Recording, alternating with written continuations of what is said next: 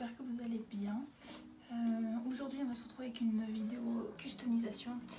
Par contre j'étais un peu bête parce que je n'ai pas fait de avant-après. Donc il va falloir que je vous explique comment était le pantalon avant. Donc il va falloir faire marcher votre imagination.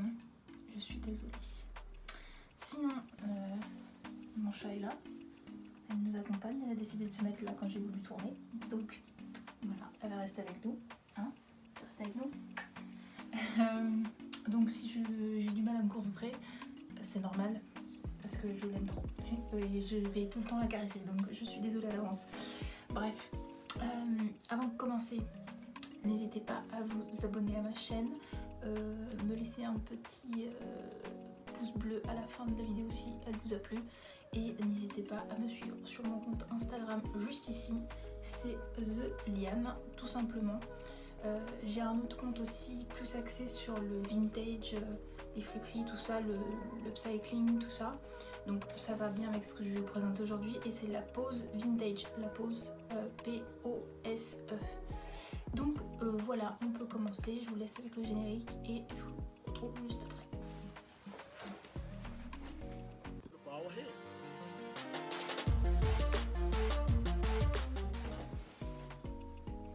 Alors du coup, comme je vous disais, c'est une vidéo customisation, mais comme je le disais juste avant, je n'ai pas fait de plan avant-après, donc je suis vraiment désolée. Mais voilà, je vais vous expliquer, c'est pas très compliqué, hein, c'était un jean. Donc c'était un jean comme ça, c'était les, comment ça s'appelle, les slouchers, ceux qui étaient vendus chez Zara en fait. Ah mais j'en ai un autre là.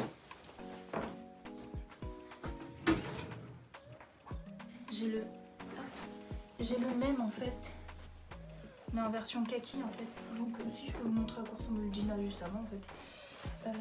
Voilà, présenté comme ça. Vous l'avez vu, il était hyper présent l'année dernière. C'est une coupe en fait pas droite parce qu'en fait elle est resserrée juste au niveau de la cheville ici. Donc c'était super tendance. Je pense que vous allez toujours. Hein, oui, ça l'est toujours. Ils en avaient même sorti en lilas, en rose et plein de couleurs. Enfin voilà. Donc du coup, ça fait ça. Le dos, ça fait ça. Voilà. Avec les poches, comme ça. Voilà. Donc la base, c'était ça. Et je l'ai transformé. J'ai plus de voix. Pardon. Je l'ai transformé en ceci. Voilà. Je vais le fermer. Et bien voir. Et voilà. Tac. Voilà. Donc alors, j'ai commencé en fait. Donc parce que je pouvais plus en fait le porter comme je le portais avant. Enfin, je me suis vite lassée en fait. Enfin, de toute façon, c'est une coupe où on se lasse très très vite. Donc voilà, j'ai décidé de découdre les deux poches à l'arrière. Donc j'ai tout enlevé et je les ai repositionnés en fait différemment pour en fait qu'on puisse voir la démarcation de l'ancienne poche en fait ici qui n'a pas été délavée en fait. Voilà, j'ai fait ça de chaque côté. Je trouve le résultat super cool. Là ici je n'ai pas fini en fait de coudre parce qu'en fait je vais peut-être rajouter un empiècement en fait du bas du pantalon que j'avais coupé et que j'ai blanchi aussi, et je vais peut-être le rajouter ici, donc c'est pour ça que j'ai pas terminé. Mais voilà, ça fait ça. Ça fait super joli. Devant aussi j'ai fait ça aussi, j'ai décousu la petite poche qu'il y avait à l'intérieur aussi.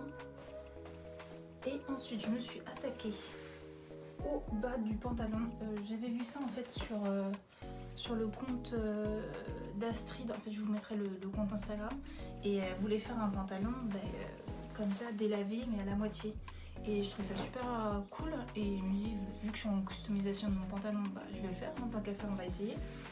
Et du coup ça donne ça comme résultat. Là aussi je ne l'ai pas totalement terminé parce que c'est très long à faire, mais je pense que je vais rajouter une couche pour continuer à délaver.